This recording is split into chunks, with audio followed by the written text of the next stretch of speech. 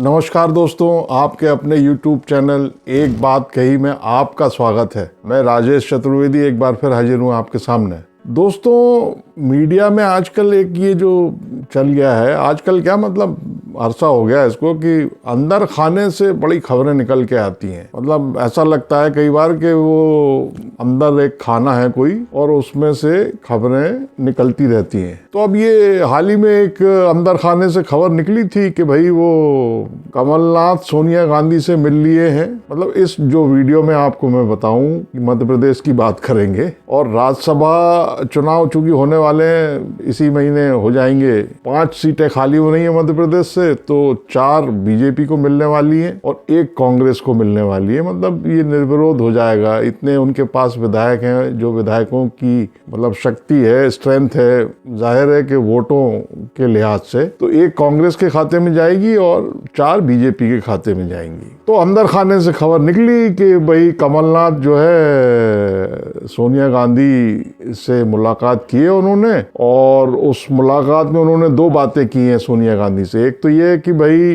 अपने बेटे नकुल नाथ के लिए उन्होंने फिर से छिंदवाड़ा से टिकट मांगा है और लोकसभा का टिकट, और दूसरी बात ये की है कि वो खुद की मतलब बात करके आए हैं कि राज्यसभा में पार्टी उनको पहुंचा दे। मतलब कमलनाथ स्वयं राज्यसभा में जाना चाहते हैं। अब चूंकि इलेक्शन जो है राज्यसभा का वो इस महीने ही होना है, 10-15 दिन बाद 26 तारीख है, शायद उसकी डेट 26 फरवरी। तो कमलनाथ ये बात करके आ गए हैं। अब जब ये खबर आई, अंदर खाने से आई थी चूंकि, तो अब अंदर खाने की खबर को ऐसे हल्के में तो लिया नहीं जा सकता है। अब क्या है कि अंदर खाने से आप ये भी समझिए कि 2 लोग मुलाकात कर रहे हैं। कोई भी पार्टी हो, हर पार्टी के बारे में ये अंदर खाने से खबरें आजकल प्रचलन बढ़ गया है। अंदर खाने से खबर आई है। तो सोनिया गांधी से मिले कमलनाथ और कमलनाथ ने सोनिया गांधी के सामने मांगे रख दी 2। अब ये अंदर खाना क्या बला है, क्या है आइटम कि वो खबर एकदम बाहर आ गई कि वो 2 मांग रख के आए। अच्छा, एक अंदर खाने की और खबर है, वो उस पर अगले वीडियो में बात करेंगे कि वो कमलनाथ जो है कांग्रेस छोड़ के और जाने वाले हैं भारतीय जनता पार्टी में, मोदी जी की शरण में जाने वाले हैं, क्योंकि दुनिया जा रही है तो वो भी। तो खैर उसके बारे में अगले वीडियो में। तो अब अंदर खाने से खबर आ गई। अब कमलनाथ से जब पूछा गया तो उन्होंने कहा कि नहीं भाई, मैंने तो इस बारे में सोचा तक नहीं है, इस बारे में ख्याल ही नहीं आया, इस बारे में सोचा ही नहीं है कि मतलब उनको राज्यसभा में जाना है। अब लेकिन खबर तो आ गई थी। अब 1-2 दिन बाद जब खबर आई, उसके 1-2 दिन बाद कैंडिडेट का नाम आ गया कांग्रेस के। तो अशोक सिंह का नाम आ गया उम्मीदवार के रूप में कि राज्यसभा में मध्य प्रदेश के खाते से अशोक सिंह जाएंगे। अब अशोक सिंह साहब कौन है? अशोक सिंह ऑब्वियसली कांग्रेस के ही लीडर है, ग्वालियर के हैं रहने वाले, और उनके पिताजी भी कांग्रेस के वरिष्ठ नेता थे, सीनियर लीडर थे। अब लेकिन अशोक सिंह के साथ एक ये सरनेम जुड़ा हुआ है, वो लिखते नहीं है, वो है यादव। ये राज्यसभा में उनकी उम्मीदवारी के बाद ही ये चीज सामने आई है। अभी तक माने कई सारे लोग जो है ये जानते ही नहीं थे कि उनके पिताजी का नाम राजेंद्र सिंह था और बड़ा सम्मान होता था उनका, बड़े अच्छे व्यक्ति थे वो। किसी को पता नहीं था कि जो है यादव हैं, अशोक सिंह जो है यादव हैं, यदुवंशी हैं, किसी को नहीं मालूम था। ये इस चुनाव में ही पता लगा। तो अशोक सिंह, एक खासियत तो ये है उनकी कि वो यादव हैं। दूसरा क्या है कि वो एक कांग्रेस के किसी नेता ने बड़ी रोचक टिप्पणी की कि भाई वो किसी मंदिर में शायद ये लाइन लिखी रहती है, अब किसका मंदिर है, साईं बाबा का है या किसका है, कि मतलब आप हमको देखो तो हम आपको देखेंगे, मतलब अगर आप हमें देखेंगे तो हम आपको देखेंगे, निश्चिंत रहिए। तो अशोक सिंह का मामला ऐसे ही है, वो सबके हैं, मतलब उनको सब देखते हैं तो वो सबको देखते हैं, मतलब इस टाइप का कुछ है। और एक और चीज है कि 4 बार चुनाव लड़े वो, लोकसभा के 4, और चारों बार हारे हैं, और सिंधिया से किला लड़ाते रहे, ये उनकी खूबी है। तो कांग्रेस ने यही मान करके, एक तो यादव हैं वो, दूसरा ये है कि वो सिंधिया को मतलब तगड़ा जवाब दे सकते हैं वहाँ, क्योंकि ज्योतिरादित्य सिंधिया बीजेपी में जाने के बाद डेंट पहुंचाने में लगे हैं कांग्रेस को। खासकर जो पूर्व मुख्यमंत्री दिग्विजय सिंह है, उनके लोगों को धड़ाधड़ जो है वो बीजेपी में शामिल करवा रहे हैं। तो खैर अशोक सिंह को वैसे कांग्रेस की राजनीति में मध्य प्रदेश की जो सियासत है उसमें अशोक सिंह को दिग्विजय सिंह की नजदीक माना जाता है मतलब। लेकिन कमलनाथ से भी, जैसा कि वो कहा मंदिर की जो लाइन है कि कमलनाथ से भी हैं उनके और सबसे हैं, मतलब सबकी तरफ वो देखते हैं और सब उनकी तरफ देखते हैं। अभी वो कोषाध्यक्ष थे कमलनाथ की टीम में, अभी भी शायद होंगे। तो अशोक सिंह हो गए उम्मीदवार। अब अंदर खाने से ये भी खबर आई कि कमलनाथ चाहते थे खुद होना, राज्यसभा में जाना चाहते थे वो, क्योंकि भाई संसद अंततोगत्वा है तो लोकतंत्र का मंदिर ही, और अगर बेटा एक सदन में और खुद दूसरे सदन में हो जाए तो इसमें क्या दिक्कत है। मतलब कांग्रेस में तो कई लोग हैं ऐसे, मतलब कई लोग माने सोनिया गांधी और राहुल गांधी तो एक ही सदन में रहे अभी सदस्य, लोकसभा में साथ बैठते थे। और उनकी देवरानी जो है मेनका गांधी, हालांकि वो भी भारतीय जनता पार्टी में है, वो भी मतलब माँ बेटे एक ही सदन के सदस्य हैं। अब राजनाथ सिंह है वो मतलब संसद में है और बेटा विधायक है। ऐसे और भी कई सारे नाम है, मतलब वसुंधरा राजे सिंधिया विधायक है तो उनका बेटा सांसद है। अब कांग्रेस में ही दिग्विजय सिंह सांसद हैं और बेटा विधायक है।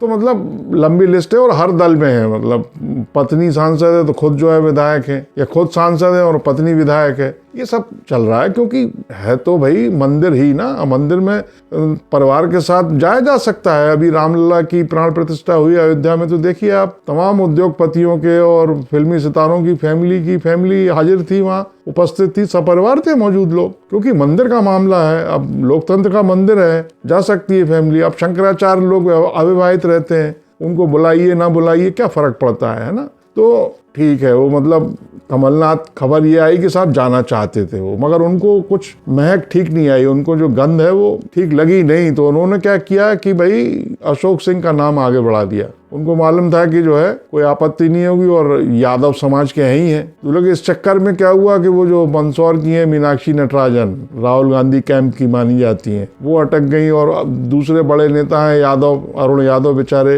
वो वाकई बेचारे हैं, मतलब पता नहीं क्यों उनका तो दावा बनता भी था, क्लेम था उनका, मगर वो भी रह गए। अरुण यादव कुर्मी नेता, एक सीट खाली हो रही है कुर्मी नेता से, राजमणि पटेल जा रहे हैं विंध्य के, तो विंध्य के ही दूसरे कमलेश्वर पटेल भी थे लाइन में, वो भी रह गए। जीतू पटवारी खुद रह गए, हालांकि चुनाव हार गए विधानसभा का, लेकिन वो भी। तो फिर वो खबर भी एक चली थी कि मध्य प्रदेश से उन्होंने मांग उठा दी जीतू पटवारी ने कि भाई सोनिया गांधी जाएं राज्यसभा में, हालांकि उन्होंने राजस्थान से भर दिया है फॉर्म। तो ये सब अंदर खाने की खबरों का कमाल है जो चल रहा है। अब भारतीय जनता पार्टी ने जो 4 कैंडिडेट दिए हैं, तमिलनाडु के डॉक्टर एल मुरुगन, उनका तो रिपीट ही कर दिया, वो पिछले बार भी थे, अब फिर जा रहे हैं। मध्य प्रदेश के जरूर 3 लोग जो है उनको मौका मिल रहा है। एक बंशीलाल गुर्जर हैं, तो वो किसान मोर्चा से जुड़े हुए हैं और किसान मोर्चा के मतलब राष्ट्रीय पदाधिकारी भी हैं, अभी मध्य प्रदेश के भी रहे वो अध्यक्ष। और दूसरा क्या है कि वो तत्कालीन मुख्यमंत्री शिवराज सिंह चौहान से उनका कुछ खास अनुराग वगैरह था, तो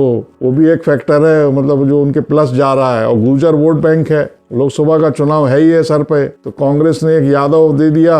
मतलब पहले होता था कि वो राज्यसभा चूंकि अपर हाउस माना जाता है पार्लियामेंट का, संसद का उच्च सदन, वहाँ मतलब स्कॉलर लोग, एकेडमिशियन, पढ़े लिखे लोग, अपनी अपनी फील्ड के मास्टर लोग, वो जाते थे पहले और अपनी अपनी फील्ड का वहाँ पे अनुभव रखते थे और ज्ञान शेयर करते थे, अपनी नॉलेज शेयर करते थे, पॉलिसी बनाने में मतलब अपना योगदान देते थे। अब लेकिन अब चूंकि मंदिर है, अब तो मंदिर में अब सब जा रहे हैं, क्यों नहीं जाएंगे, कोई क्लासिफिकेशन क्यों। तो बंशीलाल गुर्जर का शिवराज सिंह चौहान से मतलब खाता टाइप था, रिकरिंग अकाउंट होता है एक बैंक में, तो ये उनका प्लस बन गया कि भाई आजकल शिवराज सिंह चौहान 17 साल मुख्यमंत्री रहे, उनका क्या हाल है आप देख ही रहे हैं।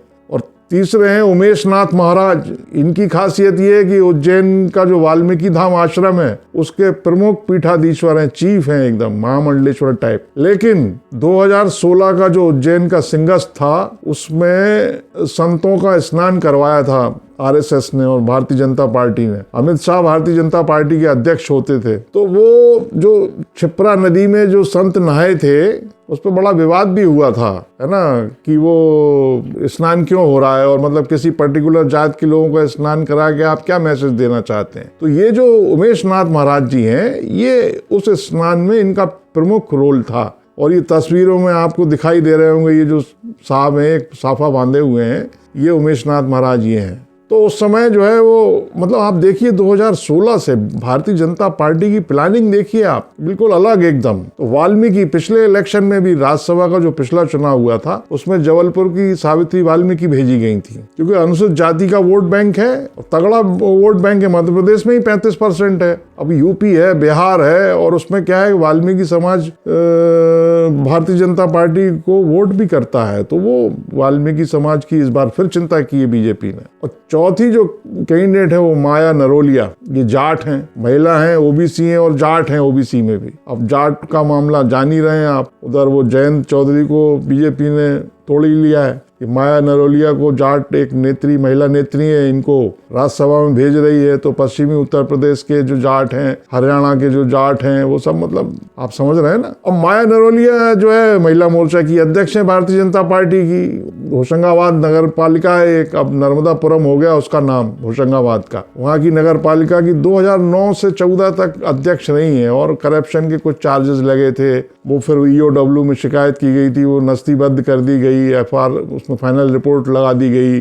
और जो है स्टेट गवर्नमेंट ने, मध्य प्रदेश सरकार ने उनको 2 साल के लिए चुनाव लड़ने से मतलब प्रतिबंध लगा दिया था कि आप चुनाव नहीं लड़ पाएंगी, क्योंकि उन्होंने, उन पे आरोप था कि उन्होंने अपने नगर पालिका अध्यक्ष के कार्यकाल के दौरान अपने ही कुछ रिश्तेदारों को नौकरी पे रख लिया था, जबकि नौकरियों पे बैन 1998 से लगा हुआ है। तो हालांकि फिर उन्होंने कहा था कि भाई ये जो है, शायद उस समय कांग्रेस की सरकार आ गई थी, 2018 की बात हो गई है कि हम अपील में जाएंगे, तो उन पे एक वो आरोप लगा था और 2 साल का बैन लगा था। फिर उनके परिवार का कुछ विवाद था, ये तो पिछले साल की बात है, 5 एकड़ जमीन पे कब्जे अब्जे का मामला, परिवार का ही कुछ विवाद था, तो वो भी अलग पुलिस थाने तक पहुंचा था। खैर, अब ये करप्शन के आरोप और ये, इसका कोई मतलब नहीं है, क्योंकि भाई वो देखिए आप तो कि परिणाम क्या आ रहा है, नतीजे पे गौर करिए, इस पे नहीं। मतलब वो 70,000 करोड़ का घोटाला और मतलब आदर्श हाउसिंग सोसाइटी घोटाला, वो अशोक चौहान चले ही गए ना बीजेपी में, राज्यसभा मिल गई उनको। महाराष्ट्र के पूर्व मुख्यमंत्री अशोक चौहान कांग्रेस में थे कल तक, बीजेपी में चले गए। तो ये माया नरोलिया और जो जाट, महिला मोर्चा, महिला, जाट, ओबीसी, तो बीजेपी की ये 4 कैंडिडेट हो गए। कांग्रेस के वो अशोक सिंह हो गए, मतलब यादव साहब हो गए, यूपी बिहार। कुछ तो फायदा होगा कांग्रेस को, जो भी हो। वैसी हालत जो है ठीक नहीं है, मगर होगा, कुछ ना कुछ होगा।